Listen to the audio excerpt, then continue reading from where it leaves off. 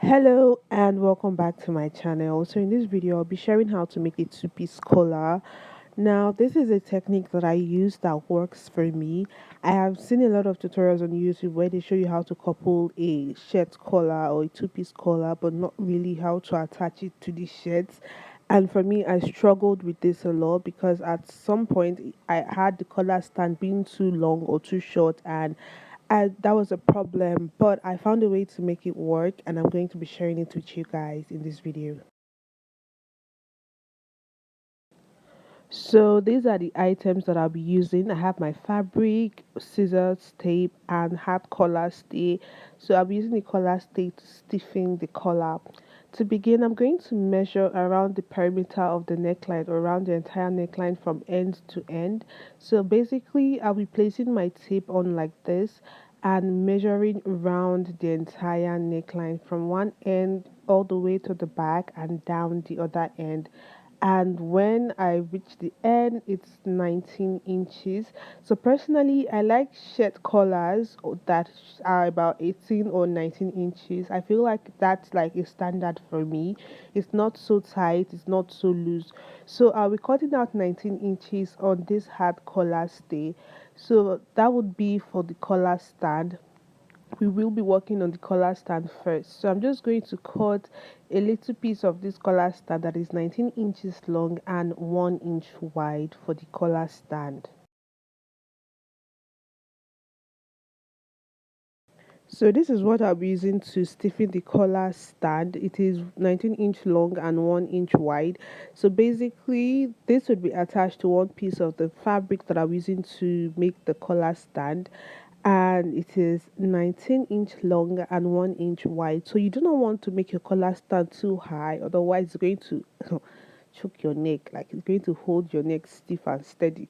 So basically this would be ironed on one side of the fabric that I'll be using to make the collar stand, and for that I'm using this leftover fabric that I had from the shirt. So what I'm going to do is to take the fabric and turn it right sides facing into two, because you'll be cutting two of your collar stand, one for the inside and one for the outer part. So I'm just going to face it right sides facing, or place it right sides like this, and then place the collar hardener, or the hardener or the stay onto the wrong side of one part. So do note that I have two parts for the fabric and one part for the one piece of the hard stay. Now I'm going to iron this out using the side that has the glue. The side of the stay that has the glue is placed on the wrong side of the fabric, and I'm just going to iron it out around and cut around the perimeter, ensuring that I add about 2.5 centimeter, or sorry, 0.25 centimeter around it, just to ensure that I have space to sew. That is why I'm not placing the hard stay close to the edge of the fabric, just so I have enough room to sew. Then I cut it out, and this is what it looks like. And see that this is ironed on one part, and the other piece for the stand is just plain. So this would be the pieces for my collar stand.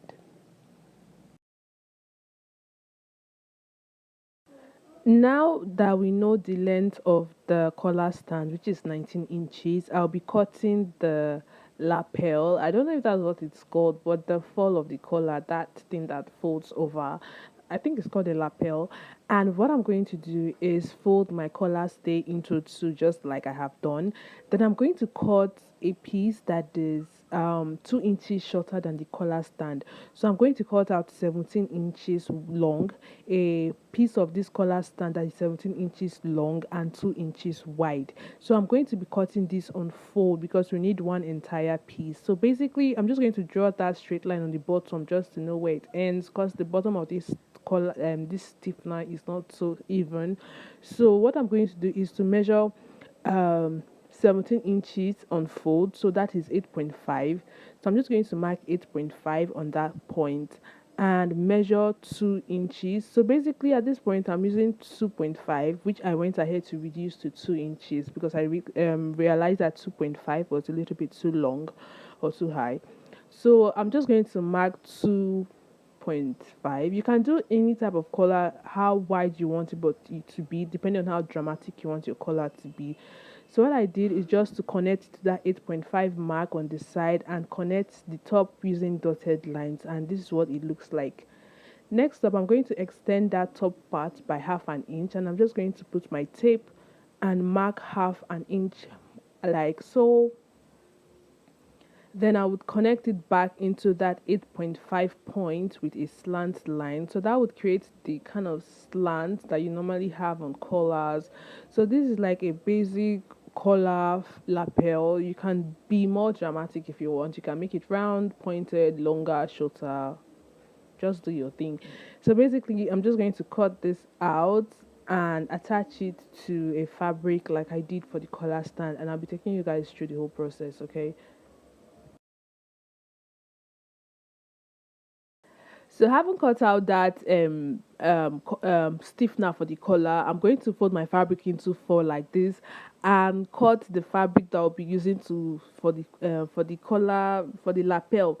So what I'm doing at this point is basically to even out the edges, just so all edges are even. Do know that my fabric is folded into four because I need two whole pieces for this. I do not need one. You'll be needing two. Then I'll be placing the center of that fabric on the center of the collar, just so both ends align, or better still, you can open it up like this just so you don't get confused. And do know that my fabric is placed right sides facing. Then the side of the collar stand that has the adhesive or the gum would be placed onto the fabric. So I'm just going to iron that out and cut around the perimeter of the collar stand, and this is what it looks like. So do note that I left a lot of seam allowance just so I have enough room to sew. So basically this is the fabric. You can see what I'm going to do now is to sew from this bottom edge all the way to the top, with a straight line. When sewing, you want to ensure you sew as close as possible, as close to the collar stand as possible, like as close to that stiffener as possible. Yes, that's how you want to sew.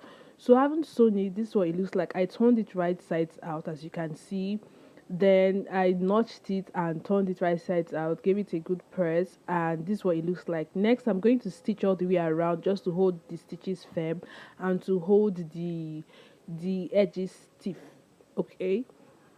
Next up, I'm just going to take the collar stand, the part that does not have the hardener on it, just the plain one at this point, and place it at the wrong part of the neckline, and just sew it down from end to end. So when you sew it from end to end, you want to ensure that you have a little bit of extension on the side, just so it's easier to seal up that center front part of the collar that kind of overlock. Just you can see that there's a little bit of extension on this side, so you want to ensure that that extension is on both ends. So I'm just going to stitch that down on the wrong side of the fabric and show you guys what it looks like when I'm done.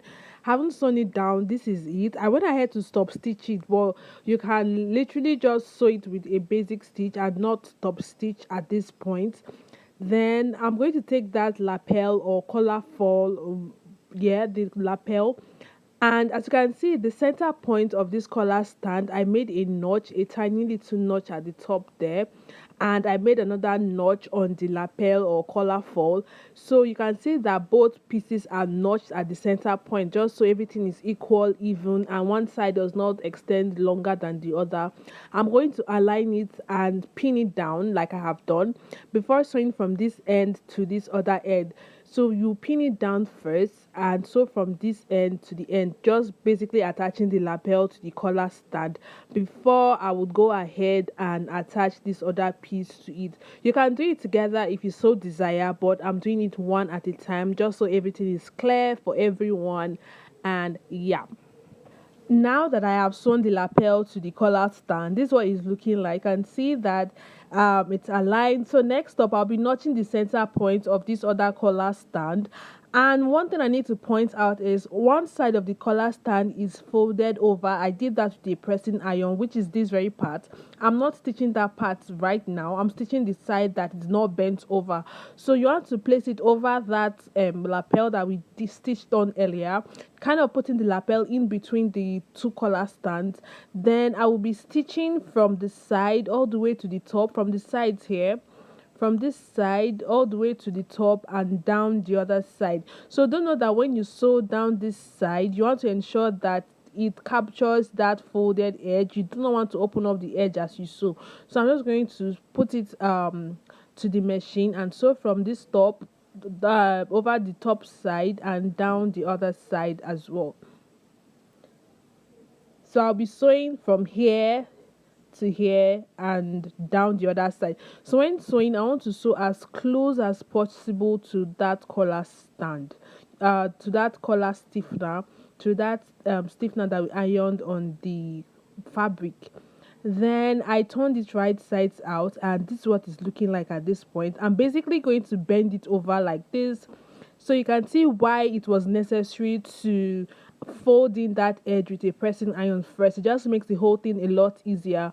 So I'm going to stitch it down, and this is what it looks like. And this is basically it, you guys. It's really easy, really simple.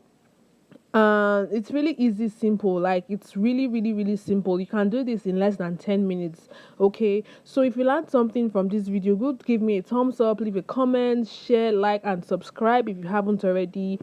And yeah, let me know your thoughts about this tutorial in the comment section. I'm really sorry about my audio. I know I'm having issues with my mic, but I just had to film this video for you guys. All right, so I'll be seeing you guys in my next video. Bye bye.